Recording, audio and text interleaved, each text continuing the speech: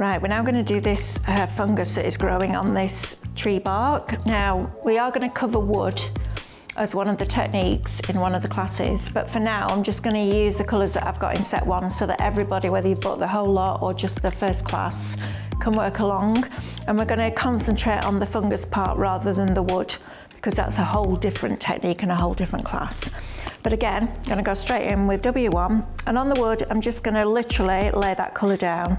All right, so I'm just not going to worry about filling it in. I'm literally just going to get that colour down like this, and I'm just going to use long strokes, but making sure that can you see I'm going over the actual fungus itself? I'm not bothered about that because it's all going to get covered anyway. And then when I get to the mushrooms, then I'm going to spend a little bit more time and lay that colour down. On some of these, you might not even see this at the end, but because they're coming out at different angles, I just want to be able to at least have some lighter areas if I need them. All right, so rather than going in and taking colour out, I'm going to put the pale colour in first, and then we can see whether we need it on each individual piece. All right, so I'm just colouring this in. Now there's going to be quite a lot of layers going onto this, so as long as I've got a solid colour, if you like, that's all I'm really bothered about at this moment in time. And we're going to go in with some of the really darker greys in this as well. And we're just going to go over here. It's a beautiful colour, this. It's like a mocha. It's a really soft colour. It's beautiful and very warm.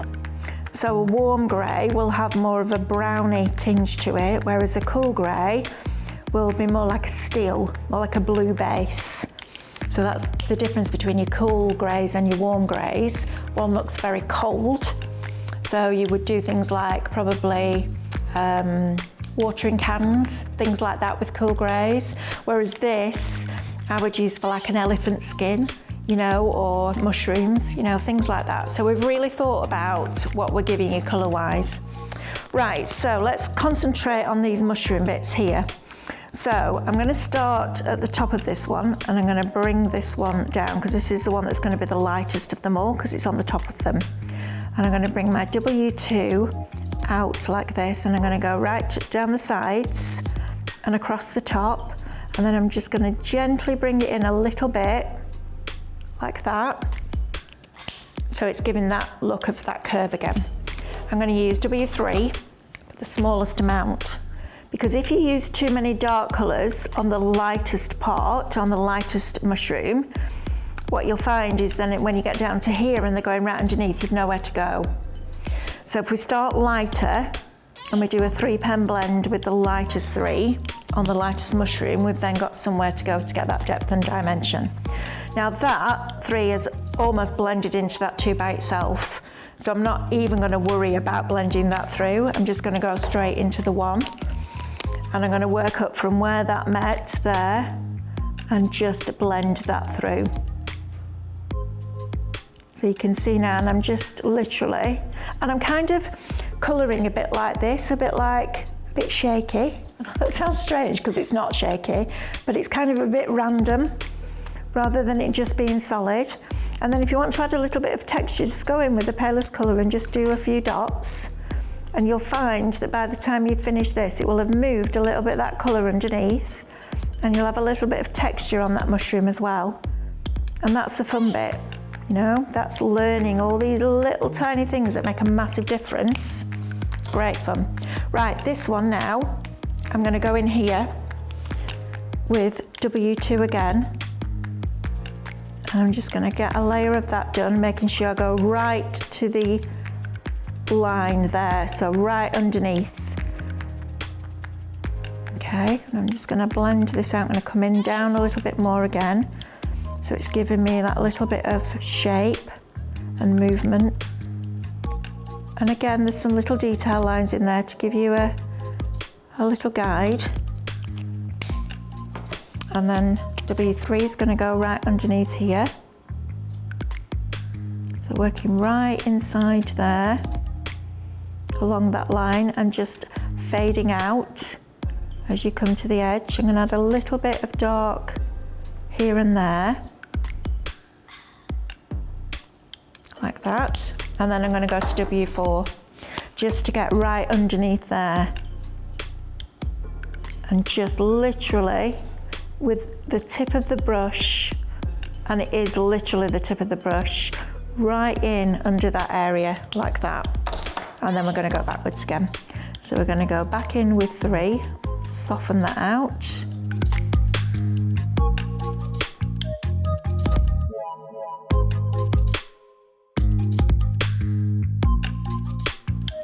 And then back to number 2, along where those colours meet themselves there. Okay. And then back in with number 1. Now you can see how the top one has evaporated, how it's much lighter now. So even if you look at it and you think, oh, that's really dark, it will lighten. All right, that's the other thing that you need to know when you put colour down, because it's still wet, if you like, it will look darker. It's like your hair. You know when you've washed your hair and you look in the mirror and it looks really dark, and as it dries, it gets lighter? That's exactly what this is like. So I'm going to leave that with that little bit of light area there, and then I'm going to come back at the end and add a little bit of texture if I need to, all right? So I'm going to work on this one now. Now this one for me is going to be quite dark because it's underneath this one and it's underneath that one, all right? And at the front here is going to be lighter, so this bit's going to be darker. So although I've gone in with the W1 to give me that base, the next colour I'm going to add in is W3. And I'm going to go in here and I'm going to put some dark under here. All right, so right underneath there, and then right underneath this bit here. So we're going to do all that, I think, in W3 there. And then here, where it kind of dips, I'm going to make sure that I've got a nice dark area there. So it looks like it's going to come down and do that. And you can create that just by adding your colours in the right place. So back in my W4, and again, I'm going to go right in here, just add that depth there, and then a little bit in the middle of where I've put that darker area. The class that I'm looking forward to teaching you the most is probably one of the most, not difficult, but the one that you have to spend the most time on and be really patient and get through the pain barrier almost, is putting pleats in fabric. So making it look like there's folds of fabric. And this is a little bit like that. Not as much work in this as there is in the fabric, but this is kind of introducing you to it a little bit. And I love doing that because the satisfaction at the end of there is amazing. Right, I'm going in with W6 now because I want to get right underneath those two. And again, because I'm only working in a small area, I'm being very mindful of the fact that I'm not over saturating the card with the ink, all right? I'm giving it space to breathe and just have a little bit of room to move. And then I'm going to go back in and just bring this down here. And then we're going to go in with a lighter colour. And it looks strange because that area there is still too light now. So I'm going to go back over that with my W3, just leaving a little bit of room for a little bit of light. And then in with number 2. And I've had the opportunity to use these pens and practice these, these images so that I was ready to teach them to you. So if you're thinking, blimey, she knows exactly what to put where. One, that's experience of colouring for years and years, but also that's because I've had the chance to do these 2 or 3 times already, so that I knew exactly what I wanted to do. So please don't think that you instantly have to know where everything goes, because you don't, all right? This is just practice. And I'm just going over now, you can see really lightly, just dotting with that W1. I want to get a little bit more light here, I think. So I'm just using my W1 just to get rid of some of that colour, that depth. And that's the joy. Remember what I said at the beginning, not only can you add it, but you can also take it away, especially when you're doing layered things like this. It can be on a small area, it can be quite difficult to gauge at the beginning where you need to be. But because we took that fear out of it, of being able to take colour away, it doesn't matter. It's like having an eraser and being able to rub out a pencil line. you've no fear when you've sketched it out in pencil first, whereas if you go in and sketch something with pen, you've got to get it right first time. And that's what these pens give you. You know, they give you that freedom to be able to know if you've gone too dark, I can lighten it, which is great. Right, this one next. So I'm going to go in with, I'm going to build this up because this is quite a big one. And a lot of this is going to be quite light. It's just going to be this area underneath here because it's quite open area. We're going to go a little bit lighter than we did with the last one. So I'm going to bring my W2, WG2, you'll know what I mean because you'll have the pens in front of you. And just bring this colour down a little bit more. And you can see I'm kind of almost crisscrossing it, but not like that. I'm just kind of randomly, if you like, because it will give me a texture in itself, because I'll be pressing a little bit harder in some areas and not in others, and that will give you that textured look as well, you see. And then I'll go in with number 3, right under there. So getting that depth into that area there where it goes underneath that mushroom. And again, just randomly adding that colour in, but making sure that when I go to the area that's underneath this mushroom and this mushroom, I'm going right underneath. And now that needs much more depth in there to make it go in.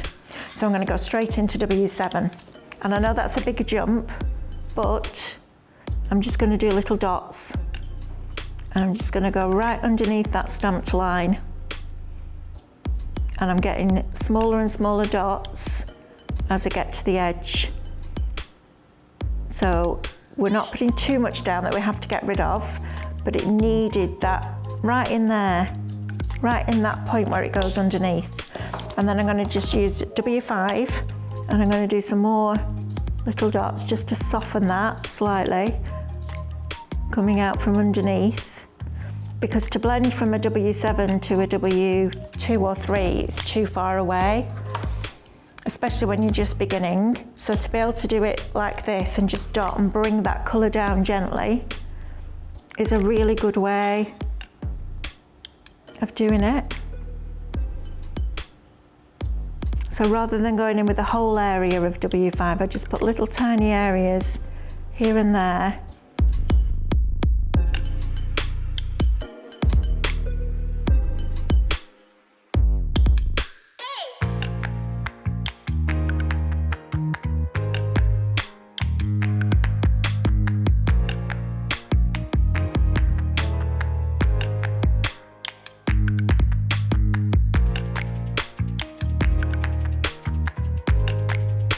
And then I'm just going to finish it off with W1.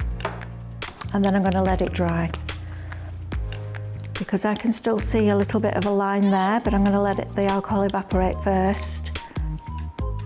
Because I used to go over and over and over until I was happy with it first time, and you just end up, well, 1, wasting your ink, quite frankly, but 2, just wasting your time as well, because it will always lighten.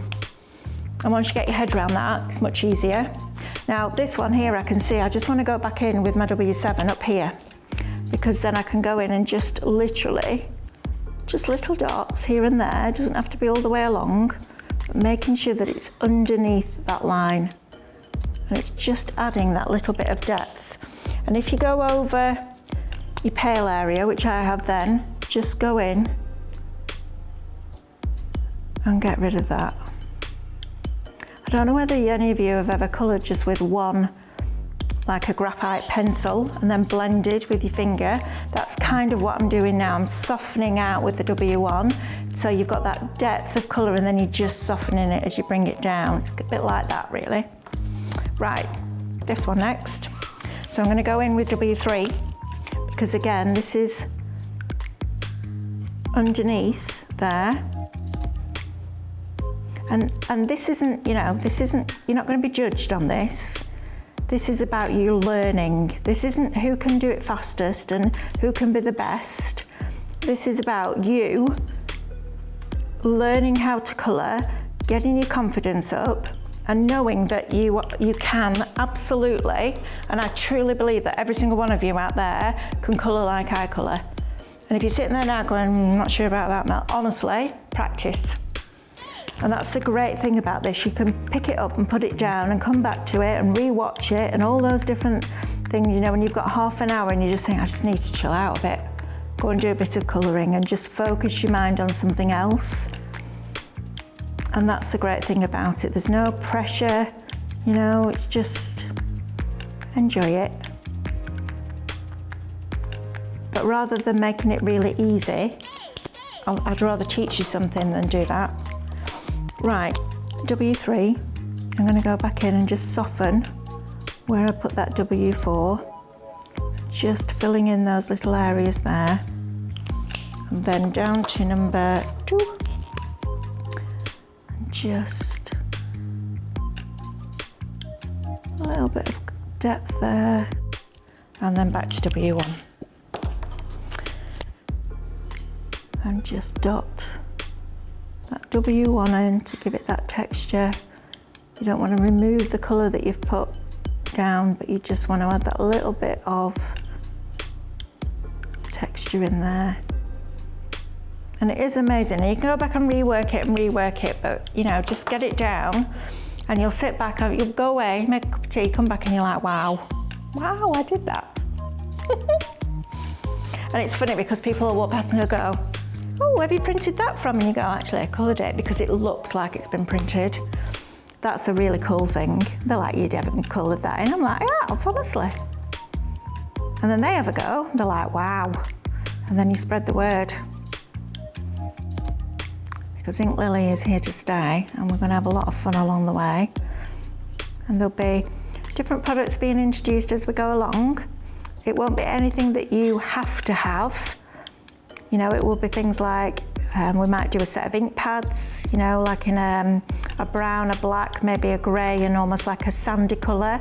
So you can do like, almost like when you stamp it with a really pale colour and the colour, that stamped line disappears when you colour over the top so it looks like you've painted it. And there might be like white gel pens and, you know, bits and pieces like that. But the main thing is that you've got everything that you need, all your pens, all your stamps to have a go with. And if you want to have a go with the foliage before we do the class, you can do. You know, I'm not going to say, oh no, don't do that. If you've been colouring before and you want to have a go, fabulous. But please still watch the class because you'll learn something, you know. You'll learn maybe a different technique or a different way of doing it or which greens go together, and it's always worth it. So now I'm just going back in and you can see I'm kind of randomly just going over the edge of that mushroom, and I'm going to go in a little bit more just to get a little bit more light up here and add that texture in. But again, I'm going to go darker under here because that for me isn't dark enough yet. So I'm going to go right in here just with a little bit of the W5. Don't be scared of going back in. It's not that we've done it wrong or it's not good enough. It's just that we want it can be a little bit better, that's all. So I'm just going to go in and now blend that through and just bring a little bit of, you know, randomly bring a little bit of the darker one way and a little bit the other way and soften that line as I'm going. And I'm actually going to leave that as it is because I really like the way that it looks like it's got that, almost like that watermark, you know, that look you get of a proper mushroom where it's all different bits and pieces and shaded. It's not a seamless blend. I like that. I'm really happy with that one. So now I'm going to go in here with this. I'm going to start with W3 because this is going to be really dark under here. And I'm going to go in, I'm not going to go right in with 7, I'm going to build that colour up. So I'm going to do number 3 there, and then I think I'll go in with number 5. And the other thing I would say to do is, if you've bought all the pens, just get the ones out that you're using for the class. Don't have them all out because you'll be tempted to go and grab another colour. I know I was like, well, can I not just add that one in? And focusing just on a few colours actually makes it easier rather than harder. So I would definitely encourage you to do that. And then as you go on, you'll put your own colours together, you know, and you'll think, right, I want to colour a watering can with full of flowers and I want to use these colours. Try and just stick with the ones that we're doing at the time. And I say that because I know what I'd be like if I was learning. If I was you sitting at home and I was learning, I'd be like, I like that colour, just want to put that in. But just work with the class at the moment and let's see, build your confidence up a bit first, and then we can go in and really get adventurous later on. And there are some fabulous images to colour. I'm so excited. I've had to keep this quiet for ages and it's been the hardest secret to keep, I think, ever. And there's been a lot of good secrets that I've kept quiet, but this, because it's taken us so long and because I've been allowed to go yes, no, and now we're right and it's bang on. Yeah, I've been really looking forward to this. So those are your mushrooms, and I'm just very, very quickly just going to go in and just do a little bit of this tree at the back. So I'm going to go straight in here with number 4 and just literally flick up. I'm not going to go into great detail with this because, as I said earlier, we're going to do a whole technique on wood. So then you'll be able to bring that knowledge into this. But just to make it look a little bit more realistic for now, I'm literally just flicking this colour. So I'm going right from underneath the mushroom and just flicking this colour up and down just to get a little bit more realism, if you like, into the tree that the fungi is growing from. Making sure that I go right underneath, like that, and just bring that down. I'm quite happy to leave that, I think, where it is, because like I say, it's all about this mushroom bit. But I like that, and actually that bit there looks like it's been watercoloured. It looks really realistic. Now, if you want to, you could go in and you could take your green colour, you know, the one that we used before on the toadstool, and you can go in and just add a little bit, and it is a tiny bit, of the green just in there, and that will move a little bit of the colour and make it a little bit more mottly. You don't have to. If you're happy with it, stop. You know, people always say, how do you know when to stop? When you're happy with it. And it's not when somebody else is happy with it, it's when you're happy with it, all right? So as long as you look at it and love it, brilliant. That's all we're asking, is that you just have a go and enjoy the whole process. I'm going to lighten that area up a little bit there. Right, I'm happy with that. So I'm going to put my pens back in order, and then we're going to quickly do this little one down here.